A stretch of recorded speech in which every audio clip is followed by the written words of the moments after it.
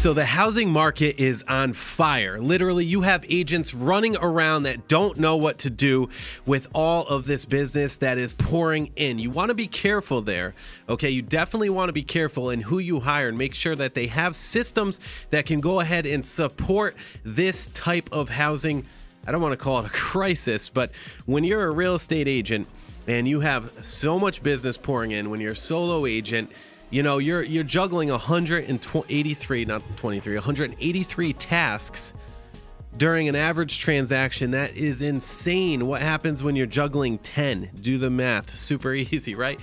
But think about that for a second, okay? And your average real estate agent is selling maybe 2 houses a year on a normal basis, but now they might be selling 5 or 6 or 7 or 10, and they could be overwhelmed with the amount of work. So again, make sure that you have a team working for you or somebody that has a ton of experience with the administrative help in the background, okay? Now, I really want to talk about the current real estate market here in Rhode Island right now and what's happening, because it's a question that we get from week to week, and everybody wants to know if the inventory is picking up. So the inventory, meaning the amount of homes that are currently on the market for sale. Now, right now, we still have a super low inventory in nearly all of our municipalities, okay? So there's not enough homes for sale, and there's more buyers than ever out there on the market. So prices obviously are skyrocketing due to the demand, and we're seeing multiple bids on several properties. Now, in order to get those multiple bids and to net the most on your home,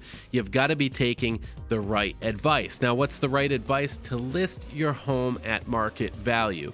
When you overprice your home, your house is going to sit. I promise you it will sit. Now, you need to make sure that you price your home appropriately, okay? So the sellers out there that are crushing it and doing very well are pricing their home at market value, and they're doing very, very well most of the time, getting at list price or above list price. If your home is sitting on the market past 2 weeks, the likelihood of you even collecting list price in this market are actually pretty low.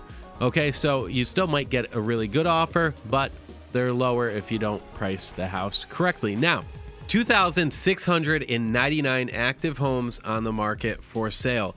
That is up slightly from last week. I believe we had around 2,500 or so. Actually, it might have been right at that 2,600. 2,407 pending homes for sale.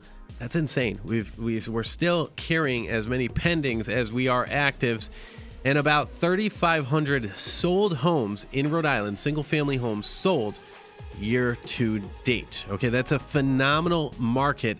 Stuff is selling very quickly too. You know, we're looking at about 45 days on average before something goes in pending. And people always ask, you know, what is it going to look like? How far off from when it goes pending is it going to take to close? Well, it all depends on the kind of financing that the buyer has. If they have FHA, the Federal Housing Administration financing, it's 3.5% down. That could take anywhere from 30 to 45 days easily to close. Conventional financing is a much more preferred type of financing, and that could take roughly 30 to 45 days. And then Rhode Island Housing, I know that they're backed up a bit right now. That's the 100% financing.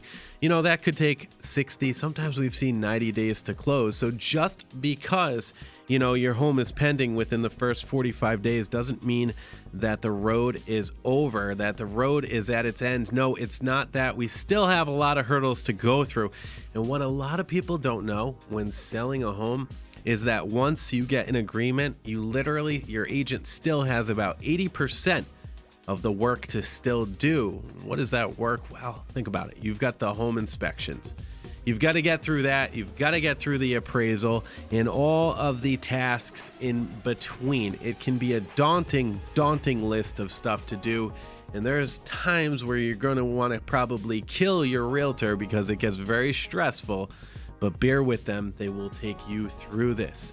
So if you know somebody in this crazy historic market that's actually out there looking to buy, I want you to please tell them to make sure that they hire a designated buyer's representative to help them get through the process.